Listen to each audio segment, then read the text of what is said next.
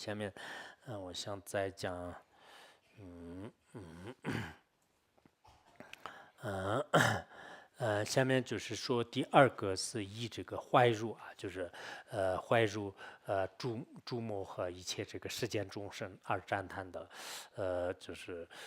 那么这个颂词当中，顶礼唤于未得摩，顶礼唤于未得摩，顶是光满成般呢，细小大小身主印，坏入群魔于世间。那么这个是定你这个欢愉为代目，欢愉为代目，它有这种无漏的这种这个欢乐和快乐大乐。那么就是以它的这个为德呢，就是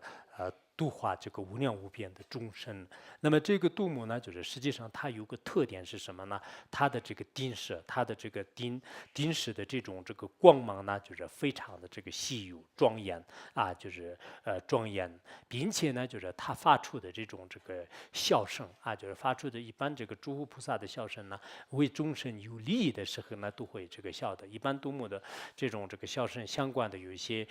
这个资料里面就是说这个哈哈呵呵。嘿嘿嚯嚯啊，就是有这样的这个笑声呢，就是有这样的笑声。那么这些笑声呢，实际上我们经常就是念诵的，我们大力的大力德里说话那个咒语。那么这个咒语呢，能这个坏入，能这个驾驭，就是世间当中的所有的一些这个群魔啊，世间当中的所有的这些事件，就是包括就是比如说第十天呐、还有这个梵天呐、国王啊、大臣啊，然后世间当中的种种的这些人呐、所以我们如果要想啊，就是世间的一切的这些外缘，就是魔障，就是不能摧毁你。世间的这个所有的这些人天的这个众生呢，你要想好好的就是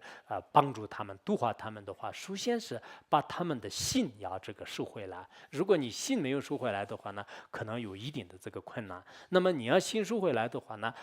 就是如果你自己没有一种威德和能力呢，就是很困难的。我们世间的一个家人的话呢，就是如果你就是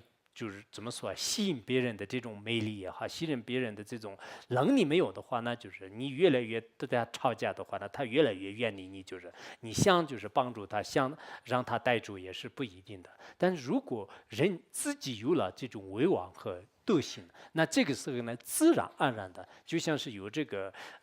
花朵当中蜜蜂自然而然来一样的，就是所以众生呢，就是自然而然居住。这个时候呢，就是通过这个佛法来就是利益也是不是很困难的，就是所以我们这个祈祷这个度母的过程当中呢，就是经常就是有这个度母的这种这个加持啊，就是包括就是他这个身上的，我们前面也讲过吧，就是他的我们看起来呢，就是他是很庄严的这样的这个金银财宝的这个外面是报胜这个服饰的，但是这种也是一种价值的象征啊，就价值的象征。我们有信心，我们有因缘的话呢，也是完全可以就是得到的，就是得到这种概念。我记得吴国光尊者那个传记里面，就是都想不起来，忘了已经。但是无光尊者这个专辑里面呢，不是无光尊者就是在一治三世的过程当中呢，他就办了这个救慈家，就是后来呢，当地的人们也是就是把他开除了，开除以后呢，他在山下就是写了一些这个严厉事件的祷告，然后呢，就是去一个地方，呢，就是遇到了好像一个葛西啊，这个葛西呢，就是也去这个外面去准备化缘，就是他说我如果能化到了一袋子这个青稞的话呢。准备在某某山洞里面就是去这个闭关。然后无光尊者说，我也正好在想到哪里去这个闭关，就是要不要我们一起去？结果呢，就是到哪里去了以后，有很多这个因缘就出来了，就是他们的这个闭关的这种粮食呢，就是不成问题了。然后呢，他每天呢，就是跟那个各系呢，就是讲那个仙观庄严论，然后准备发愿8个月还是9个月，就是在那里这个闭关。到了第5个月的时候吧，就是有一天早上还是晚上的，反正我记得不是很清楚。就是在这个时候，无光尊在的这个显现当中啊，显现当中的话呢，就是杜牧的化身，一个16岁的少女呢，就是骑着一个马，然后呢，就是在身上有各种就是栓虎啊、马拉，还有金银财宝，各种这个装饰非常这个圆满的一种这个少女，就是出现在这个他面前。然后呢，就是无光尊者就是开始这个祈祷啊，就是说是这个圣母啊，就是今天就是那么就是见到你就是非常的这个欢喜，就是请你这个赐予这个加持我。然后呢就是结果这个就杜牧的化身就是那个16岁的少年呢，把自己的这个包冠就是副冠呢就卸下来，就是交给这个无光尊者。交给无光尊者以后的话呢，就是那么他就是在1个月当中，就是空了无二的这种眷属当中呢，就是一直不离开。从此以后呢，就是杜牧就是始终都是在他的这个事业最关键的时候就会这个出现的啊，就是就会出现的。我想我们在座的道友们啊，你们也是应该原来我好像杜牧像印了一些。但当时没有这样的一个工作，就是所以你们可能不一定有感觉。还有去年我做了一个卡片，就是那个，就我想这个卡片就是很容易，就是得到。当时发了是吧？发了没有？发了是吧？发的话，那有没有？可能你们就不在乎，就放在什么？那么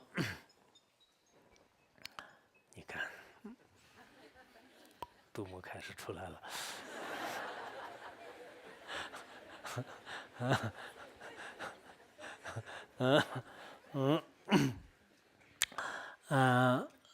怎么说啊？我刚才就是说呢，无光尊者的是当时那个，好像1个月当中都是处于一种空了无二的这个境界当中。然后呢，就是他就所作所为都是杜牧，就是帮助这个弘法利生呐。好像后来这个格玛然在上师的这个就是见面也是杜牧收集的吧？应该好像是吧？就你们就方便的时候翻开这个无光尊者传记啊所以我想呢我们很多人就应该就是经常这个修杜牧就是很有必要的。以前上师如意宝也是经常就是讲我们这个学院里面就是比如说有一些出现一些这个现象上的一些这个违缘呐，或者是出现一些文艺病呐，就是在那个时候呢，就是大家就是共同就是修这个杜牧法啊，就是平时呢就是也经常有这样的。因此我们现在呢在这个生活当中吧就是应该说这个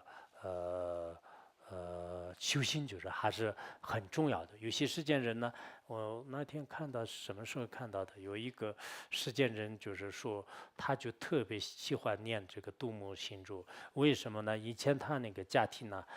就是好像刚开始是不是很好的，就是后来呢，就是家庭就是特别的这种和睦。然后有一个上师呢，就是要求他念那个杜牧行注40万遍。到了20万遍的时候呢，就是他的这个家庭就已经完全有很大的这种变化，就是特别快乐。那这样的话呢，别人也是极其的这种羡慕他们的这个家。这样的时候呢，他就把40万遍念了。就是后来呢，就是他再念这个好像100万还是怎么的，就是100万。就是确实我们现在在这个实践当中，很多人的这种感应啊，就其实诸菩萨的价值是看众生的这个心性。众生真的有了心性的话呢，虽然这是一种，因为我们现在讲的是歪修法，就是杜牧的歪修法呢，就相当于是一种坐像。也许你们学禅宗的、学大圆满的啊，就是这些都是对我们来讲就不要坐像。其实口头上我们这样说善，实际上呢，有时候我们做善法的像还是有必要的。如果我前2天也讲了吧，我们有很多护法神也是帮助我，有很多这个空心和有一些这个本尊呢，就经常护助我的话呢，那么我的这个弘法利生也好，然后呢还有自己的这个事业啊，然后自己的这个修行呢，各方面都是很顺利的就很顺利。而且这种能力和势力呢，就也是极其的这种强大就强大，就这一点应该看得出来。